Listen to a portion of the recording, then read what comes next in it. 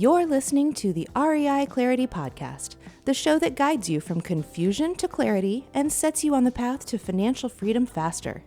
Learn how to grow your portfolio the right way with your host, REI advisor and co-founder of Shine Insurance, Jeremy Goodrich.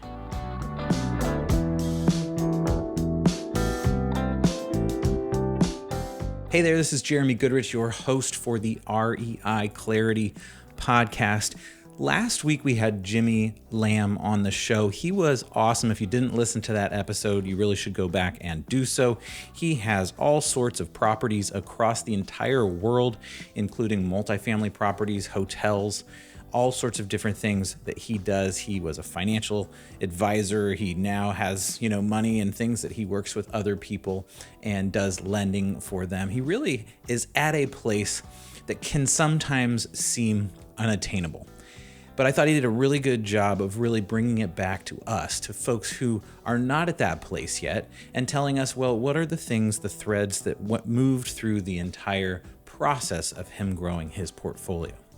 I thought a great show to follow that up with was someone who is closer to where most of us are. Someone who doesn't have a whole bunch of properties, but has made a really, really great buy, in this case, a multifamily buy, and seen the value that it brought to his life, to his world, to his finances, and has really done so with an incredibly clean strategy.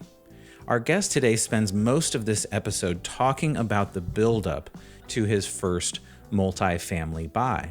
And what I love about what he has to say is how clear his strategy is, and how clear his strategy was even before he was making that purchase. If you come away with nothing else from this episode, I want you to come away with the idea that refining your search is as important as anything else, potentially in a world where if you go on Facebook for any amount of time, there are 1,000 different ideas of what you can do. Your strategy may not be Ali's strategy, our guest today. It may be an entirely different strategy than he chose, but you have to know your strategy, and he does a great job of talking about how he got to the place that he knew exactly what he wanted to do, and then pulling the trigger on actually doing it. And I think that he will provide some insights for you on how you can do exactly the same. So without further ado, my interview with Ali Hashemi.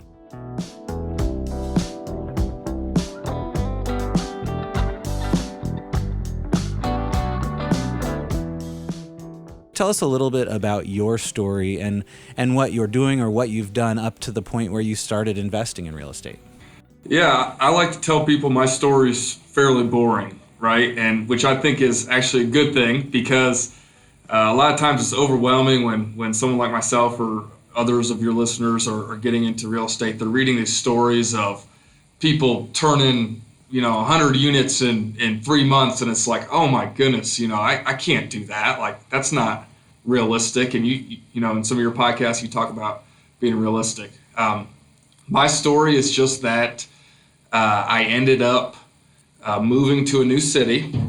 I knew I wanted to buy a house because I had heard these things about it being a good investment, and it made sense to me that if I'm going to be paying $1,000 a month in rent, I might as well build some equity. One way or another, I'm paying that amount of money.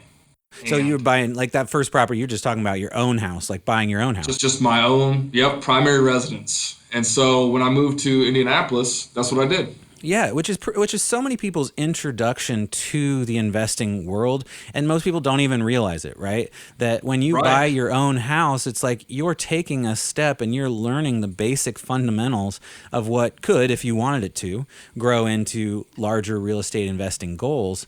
But a lot of people don't even think about it. It's like, well, I'm supposed to buy a house, or it seems like it's probably better than renting. I'm not exactly sure why, but I'm going to pull that trigger. And I think we should realize that first house really is an investment in all the same ways as many other houses, right? Absolutely. And to expand on that, you learn a little bit of the landlording experience just by owning and running your own, right? You run into issues.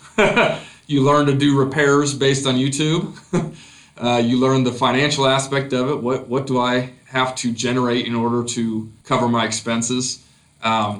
And I didn't realize it at the time that there was an actual term for it, but I set out my scope. I knew I wanted a 3-bedroom, at least 1.5 bath house, and I knew I wanted to rent out some of the rooms to help cover the cost of the mortgage, right? So years later, I realized that's called house hacking. It's there's a lot of terminology that sounds great, and you can throw it around and sound pretty sophisticated, but at the end of the day, I was young, so I didn't have a family. I understand not everyone's in that situation where they can do that, but to me, that's one of the great ways of getting into real estate investment is starting out house hacking, because you're already going to have a mortgage off the bat just for where you're living, mortgage or rent, whatever. So you're already paying that monthly expense. How can you mitigate that risk? And I'll hopefully your listeners will see that's a recurring theme in what I talk about, because even just owning a home, right? Even if you're not using it as an investment property, it's a risk. You have a mortgage, unless you're paying cash outright, but even then you have risk of damage or maintenance or insurance, all these different costs. And anytime you talk about cost or risk, they're kind of interrelated. So it's a great introduction to managing risk. And to your point, when you own your own home, that's what you're doing.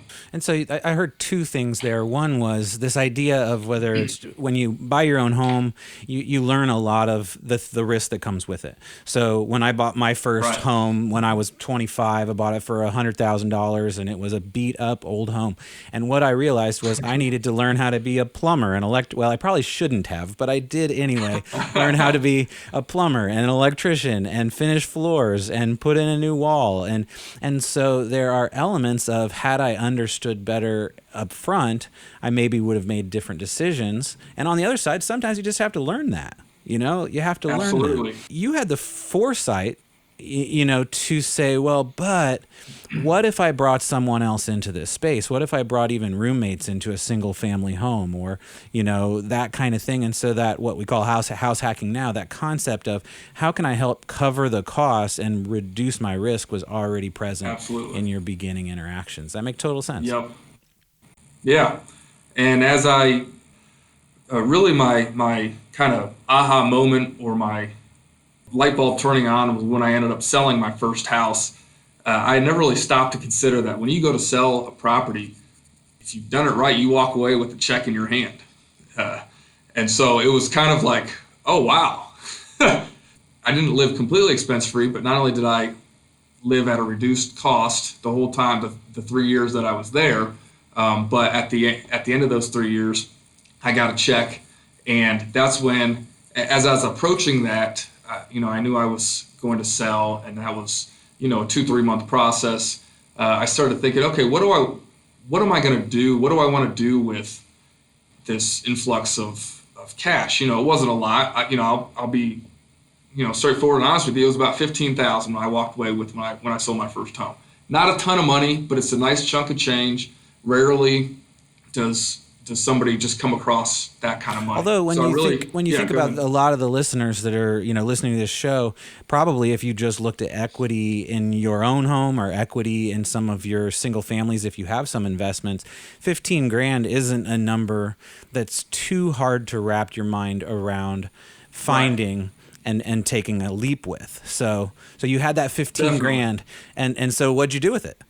And so I started thinking. I started talking to some friends and family, and just sharing my interest, which that's we can talk about more, but one of my steps that I recommend is to talk openly and share your interest in real estate, because you're going to get a lot of information. You're going to find out people you didn't even know were involved in real estate are.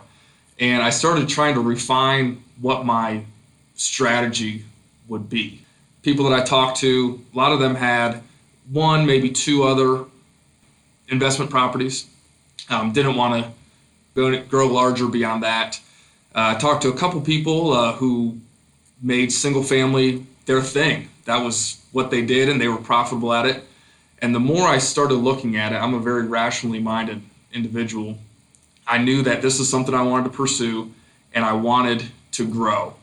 And my logic behind my strategy that I ended up settling on was I wanted to scale, and I didn't want to personally be managing everything all the time. Okay, I have no problem doing work and doing stuff like that, but I didn't want to be managing. And that makes sense. So your two Right. things are, you want to scale as far as properties that you have ownership, that you are actually physically connected with. So that's one.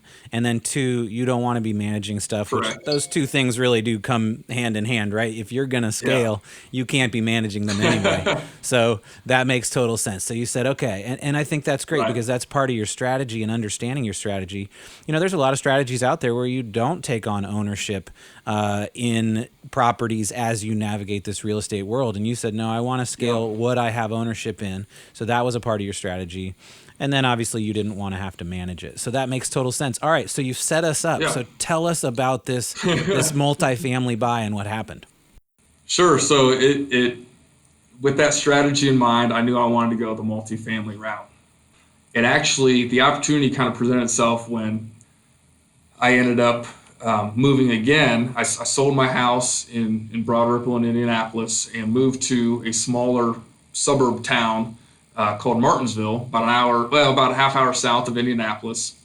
And I bought a house there, put the minimum down, and then I still had my savings plus what I'd gotten from the sale of my previous home.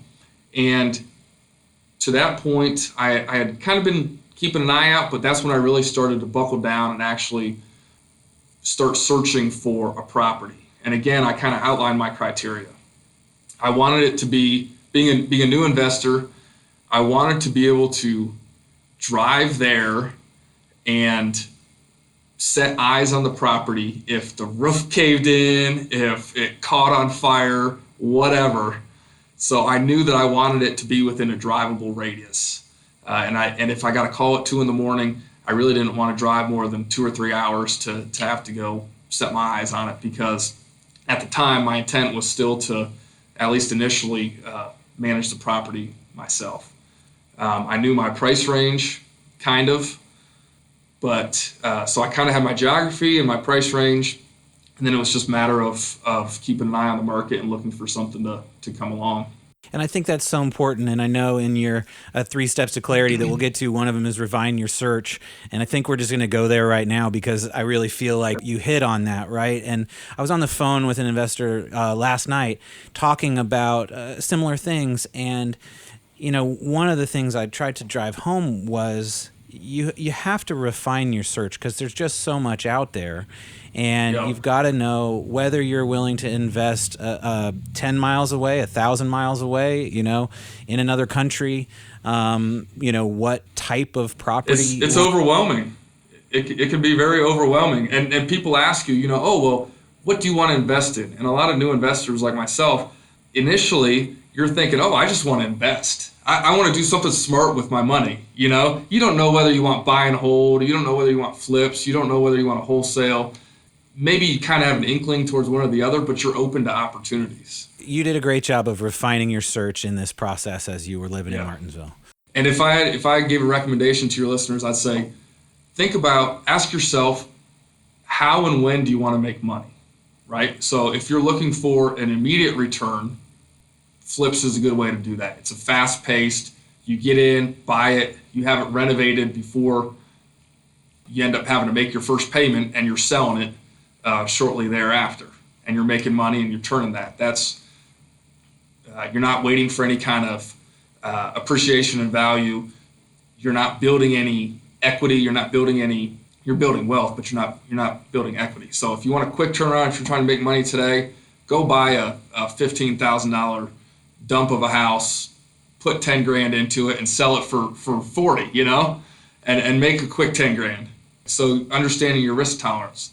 My approach was, I knew in addition to scaling and my geographical radius, I knew I wanted to build equity, right? So I'm looking at, another approach is cash flow. Maybe you're not building equity in a property, but your expenses are X and your revenue's Y, and you're making the delta between that.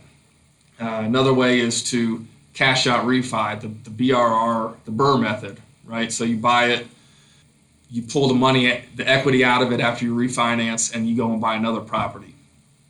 That wasn't really my speed either, because to me, the risk of not being able to cover the expenses of all these properties and having that kind of cloud of debt hanging over you, that wasn't my personal style. So I decided I wanted to buy and hold. I wanted to find a property that really required very little renovation, because I was sinking all my cash into just the purchase of the property. And in order to do renovation, you need additional capital to do that. And the other factor was, I'm not very good at asking for things. I feel like I'm personable, but as far as going and trying to convince somebody to give their money, put their money forward, it's just not something I was really interested in. So between all those constraints, I knew I was going to be raising my own money for the deposit. I would need a loan. I went a very conventional route, kind of very boring, but that was my style, and that's what I knew I wanted. So that's what I built my strategy around. Well, I just love how specific it was, and that came from, I would imagine, really studying. And maybe that I can frame that as a question. Mm-hmm. Like, you just described a very specific strategy that seems to have come from a place of knowledge. Where did that knowledge come from? It certainly came from reading online and listening to podcasts like yours. Although I didn't really do a whole lot of that. I'm definitely a people person. I like to talk and listen. So my strategy was primarily reaching out to my friends and family and just talking about my interest in real estate. And I met a few very key mentors through that process, and they asked questions that helped me narrow my focus. And I think that's a big part of my process, is not necessarily choosing which route I wanted to go, but kind of putting up some constraints on what I knew I didn't want to do, and then kind of backing into where I wanted. And so it came a lot from talking to folks and reaching out to, finding a lender and finding properties and emailing. If I can make a quick plug here for German American Bank, I have a lender there, and I would send him properties that I found, and I would just say, hey, I'm looking at this one. I'm not going to buy it, but here's my numbers. Here's what it would look like. What kind of deposit would I need to get a loan for this property, and what do you think of it? Yeah, I think having those service providers, having a lender that you can look at and just be like, hey, here's what I'm thinking about. And, a lot of those phone calls didn't make that lender any money. And I think that's where you saw the value in that person, right? Where they were willing to, hey, I'm going to be a part of your team. I'm going to, help you out, whether I make money on this particular conversation or whatever, because I know that ultimately that relationship between us is going to help me grow in the business that I'm doing. And I think that's a great thing to find in all of your service providers. Absolutely. And that's a great point you said. I mean, you said relationship, and that builds the trust, because it says, hey, look, I'm composed. I have an idea of what I'm looking for. I'm not just jumping at the first opportunity. A lot of new investors, it's hard not to get excited, right? We all do. We all still do. No matter how experienced you are, there are some things that really just trigger you and get you really excited. But you have to temper that excitement with, personal accountability and holding yourself to a certain standard. And again, it comes back to the risk of having these conversations with your service providers, your insurance person, your lender, maybe a contractor that you have kind of identified as someone who you want to come in and inspect, when you buy a property. A lot of folks have a family member who's in real estate, and they can recommend a good inspector to back you up. Mm-hmm. Yeah. I mean, I texted a buddy this morning asking about cement board siding, or, what are the other options out there, and what are ballpark costs for X amount of square foot. And it's like just being able to text somebody and have that conversation, have them be, cement board siding super hard to install, but it's great over the course of time. So you might see a higher, cost to install it, XYZ. Just being able to have that text and solve that problem is really helpful, obviously. And that builds trust, because they see that when things line up, and you're ready to pull the trigger, they know that it's not just coming out of the blue for you, that you've put in the legwork and that you've explored different options, that you've done your homework. It really, and that's huge with the lender. If you just walk up to a bank and say, hey, I want a loan to go buy this property, it's not going to go over too well probably. And I think that's a trouble with making that leap a lot of times for new investors is it's not like a grocery store where you walk up and say, hey, this is what I want, loan me some money. And ultimately money is the key to it, right? That's why we're in it.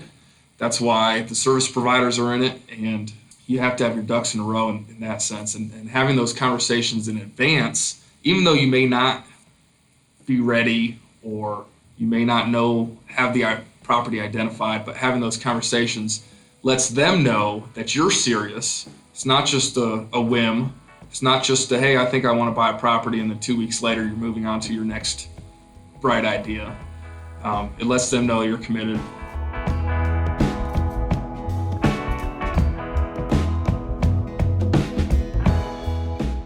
This episode of REI Clarity is brought to you by Shine Insurance. Shine Insurance is the #1 real estate specialist for investors in the Midwest. We work with real estate investors who have more than 10 units of single-family, multifamily, and commercial real estate. At Shine, our process is simple, our policies are smart, and when you need us, we shine. Quick bit of insurance advice for this episode. Before you enter escrow, get your insurance advisor, a good real estate insurance advisor, an independent insurance advisor, and ask them what a ballpark number is for the property that you are purchasing.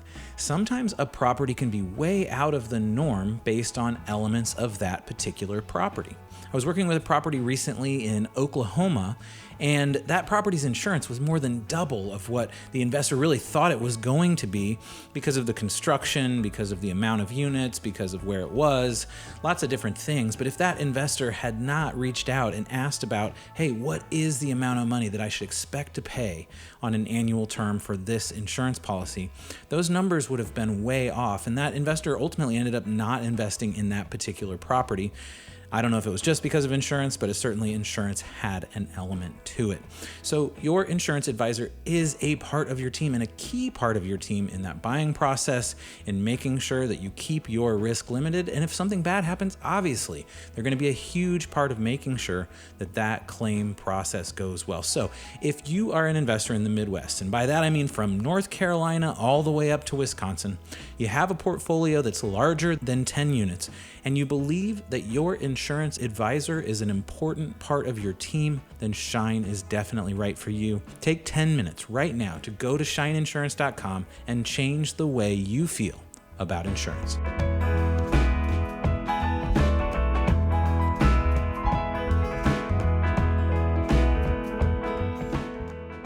Yeah, I think that's a good thing to know about lenders too, and I can, from the insurance side, can really understand how this works. Like when you're talking with a lender, they're assessing the risk associated with you. Absolutely. And, it's not just a numbers thing. I mean, most of the conversation you're having often has to do with numbers, but you have to understand that lender is there to protect their bank and ultimately, or whatever, maybe, one kind of lender is a bank, obviously, but whatever kind of lender. Private lenders. Yeah, they're looking at you as, how trustworthy are you? How likely are you to pay what you say and all those kinds of things? And you have to remember that when you're establishing those relationships.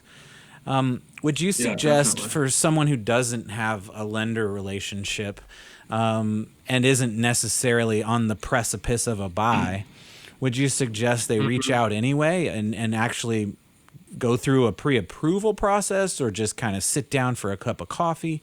What would be your thoughts on that? Cup of coffee is definitely good. I would say a couple things. Another reason I like the idea of multifamily is because I'd always heard that, single family is if you're getting an FDIC loan or a federally backed loan, right, it's very heavily regulated. A commercial loan, which typically is required for greater than a 4-unit multifamily, it was described to me as the Wild West. you can structure that loan in whatever way that you and your lender agree. There aren't federal restrictions necessarily. I'm sure there are, but it's much, much, much looser. You have much more freedom in how you structure that. A lot of times I've found banks want, if you're going the bank route, banks want 20% down. If you're going private lending, my goodness, you can structure it however you and the person agree to. But whoever your lender is, that relationship helps. And if you're going the bank route, which is the route I went, in my reading, I found that small regional banks are primarily the ones you want to start with because they're interested in lending in their immediate area, and they know the market, right? So the larger, the Chases, the Wells Fargo, they don't know what is going on in Martinsville, Indiana, or Bloomington, Indiana. But German American was great. They're integrated with the community. They know the market.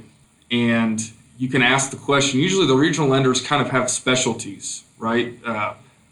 Almost like even general contractors have their specialties. But regional lenders, they may do business loans. They may do land loans versus improved properties. So just going and asking, hey, do you lend to multifamily investors? And of course, they're all probably going to say yes because they want your business. But when you sit down with them, you can just have discussions like you've been having or you should be having with your friends and family. Talk to them about what you're looking at. Talk to them about the market. Maybe you have a particular property in their coverage area, and they may know that property. Another good question is, what areas do you lend in? The bank I went with, I was on the northern part of the territory that they like to lend in. So if I were to find another property in north of that, they said they wouldn't really want to lend on that because it's not within their geography. Which affects your relationship a little bit. It's not that you don't need to have that relationship. It could be an important relationship you have, but you just have to know that if that's the direction you're going, you may want to expand who you're working with so that you have some other lender to knock that out. So you got to know your lender and you got that kind of set up. You shared your interests with others and you got input from others. That was something you were doing as a part of your education, and you're growing your understanding of how to take this leap. And finally, you did an amazing job of refining your search. So you knew exactly what you wanted, exactly where you wanted it, exactly what state you wanted that property in. So all the pieces are in place. So how does that buy happen? So the right property comes along, and at the time I was not using a realtor. I was looking on loopnet.com, which has the reputation of where properties go to die, but I was using it to practice my assessments. I heard through word of mouth that a property in Martinsville, the owner he had owned it for 30 years and he was looking to get out. And so I got the owner's information. It was an 8-unit brick flat roof building, and ended up finding it actually on LoopNet a couple weeks later. So it had actually ended up there. And funny story, I tried reaching out to the owner, but I also reached out through LoopNet, and it turns out a wholesaler in Texas, I didn't know what wholesaling was at the time, wholesaler in Texas was trying to sell it as well. And so I did, when I saw the property posted there, I requested some information, the financials, past 3 years, rent roll, income statement, and they sent that information, and on it was the property manager. So I called the property management company, and it turns out that it was actually husband and wife owner who were also managing their property. So after a conversation there with them, just through the process of trying to do some due diligence and collect as much information as I could, I ended up connecting with the owner that way, and went from there. Had the money for the down payment, for the deposit, hired the inspection. The bank wanted to do their own appraisal and just followed the steps that the bank outlined and went smoothly. So you put everything in place, and I think one of the biggest reasons that went smoothly was all the things you said before that was, setting yourself up for all those things. So how long ago was that? That was in 2017, April 2017. So then over the course of the time now that you've had it, has it turned out to have been a good buy or not? Definitely. Yes, I've gone through some big challenges, and I will say the thing I look back on and am most thankful for is I went into it thinking I would manage the property myself. Mm-hmm. And you go back to talking about service providers, right? Back to my strategy of being able to scale, be somewhat hands-off. I connected with, again, through word of mouth with a guy who manages properties and had him come on board. I remember it was Easter weekend. I closed the week before, and it was Easter weekend. I was out visiting family, and I had just talked to this guy, just really hadn't even signed a property management contract or anything like that. He was just getting him on board and had a major plumbing issue. And he jumped out there, was able to take care of it, and I was able to still enjoy my Easter weekend with my family. And from that point forward, I said, my goodness, I am working with the property management team to support this. Awesome. So just to kind of pull this all together, what I heard in your description of this multifamily buy was your 3 steps to clarity, which we've already said, but I'll say it again. The get to know your lender, share your interests with others and get input, and then refine your search. And I think all of those things are so important. And you did an amazing job of that. All right, so if you were to tell yourself, that person who did the house hack back, whatever that was, 5 years ago or something, tell that person what you know now, what advice would you have given them? One kind of philosophy I really try to adhere to now is actually came from a book called 4DX, 4 Disciplines of Execution. In that book, they talk about a lot of things. One thing that I took away from it was Cadence of Accountability. And one thing I would have shared with me back in 2012, 2013, that time frame, is I didn't realize I was sort of doing it at the time, but building that cadence of accountability to yourself, right? So you don't just start out and go make a big purchase and assume that you're going to be able to do everything that needs to get done. It takes accomplishing small wins to build up to the big wins. You hear stories of a lot of folks. You don't hear the stories until they're comfortable enough and they're big time enough to share those stories. But really, that whole build up process, right? Being disciplined in having those conversations, being disciplined in managing finances, no matter how small. In your story about working with a contractor to get an estimate and sticking to that estimate or sticking within your costs. Those little sequences of holding yourself accountable to yourself is the biggest thing. And that helps your confidence. A lot of new investors can't ever quite make that leap into pulling the trigger. And because it's not just a one-time action, right? You're pulling the trigger a lot of times all the way up to that point. And so you get used to that. And so what I'd share with myself back then is, a lot of us look to athletes and we think, oh man, how can they perform in the World Series or the Super Bowl? Such a big game. This is huge. Everything's on the line. Well, to these players, you hear a lot of them talk about, just treating it like it's another game, just another event. And so that shows that they've built up this cadence of accountability to themselves where they know what they have to do to perform, whether it's a small task, sticking to your monthly personal food budget, or whether it's a big task of going and crunching the numbers on your next investment property. The size of the dollars shouldn't impact. It's the managing risk aspect, and I wish I had known that back earlier, but you can't know everything at the start. I love that. I think it reminds me of the saying, don't step over dimes to chase dollars.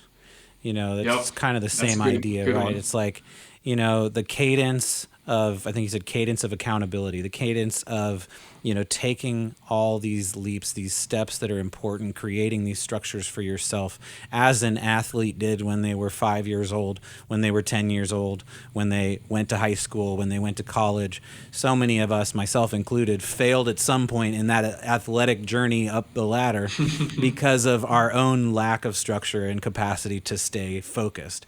And, it's somewhat that same thing. If you want to play in the Super Bowl, you got to have enough repetition to not think about the fact that it's a Super Bowl. Right. Yep. Absolutely. And that's the hard thing. I think that's what separates. I don't consider myself experienced. I still feel like I'm learning a lot, but I think that's what separates the beginner investors from the experienced investors is that being able to, you still want to get excited, but you want to control your emotions. You want to be able to hold yourself accountable to do the due diligence.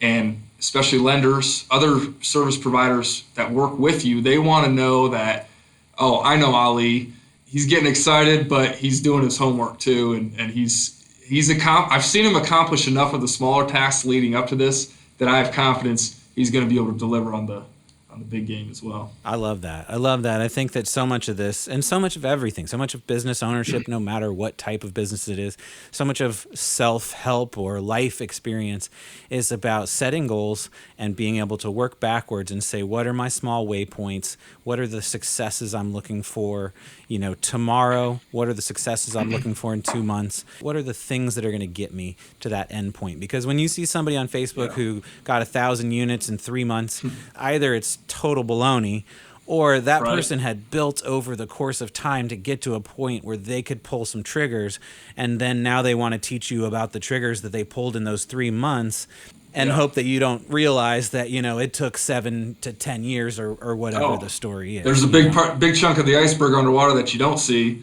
That nice, shiny, flashy tip, that looks awesome, but you hear that a lot of, I watch a lot of Shark Tank too. I like business-minded folks, and there's a lot of legwork. And the thing is, I think, I didn't realize it at the time. You don't necessarily realize that it's legwork, right? Like you buy your own home, you're living in your own home, you're doing legwork right there. You're learning to do small repairs. But if you think about it in the context of, okay, this is going to help me in my real estate investment, it makes a difference. Everyone does the same thing in their career too, right? They're constantly trying to build and improve in their personal career and manage the risks of their personal career. How do I get that next promotion? What tools do I need in my belt to be able to ask for a raise? And so it's really not that different. You just have to think about it in that context and realize that you are accomplishing these small things, working towards the bigger goal. Absolutely. Well, Ali, is there anything we missed, anything important that you would want to share before we head off this show? You got to be passionate about it. Find what you love, and if it's real estate, that's great. It's very financially rewarding and financially motivational. But if that's the only reason I think you're in it, then it's going to be a bit of a struggle. Make sure you have an even stronger and more robust support team if that's the aspect you're in it for. But if you truly love it, just keep talking about it. Share your excitement with others, and that'll build. And people will want to jump on your team if you're passionate about it and you show that it's just something you love doing. Be passionate. That's my advice.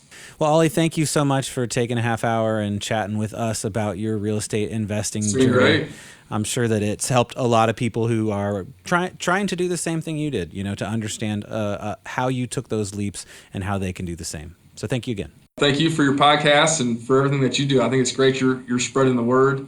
I don't think I mentioned it, but right now I'm at 15 units. My goal is to get to 100 units.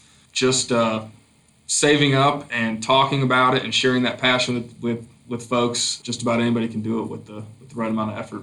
I love that. If folks want to find you, I know you're not don't have a storefront or anything like that, but if someone wants to reach out, maybe have a conversation about what you're up to, how can they do so?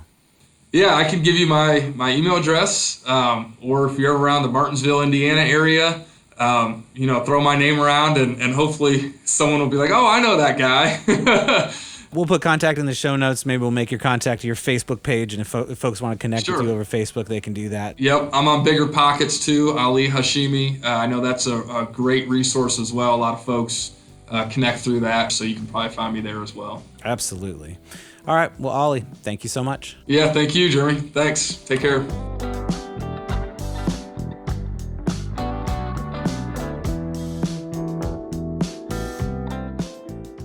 Special thanks to Ali Hashemi for taking the time to share his insights with us.